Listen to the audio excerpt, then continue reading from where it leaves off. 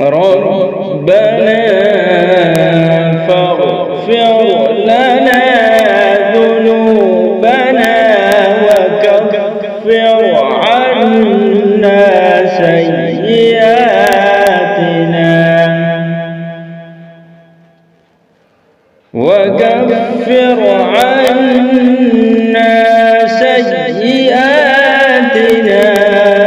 وتوفنا مع الأبرار.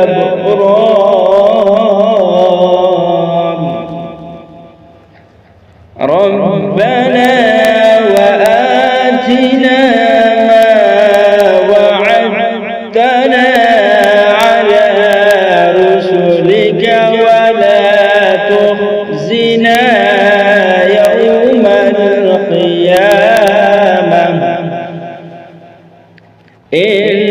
إنك لا تخلف الميعاد.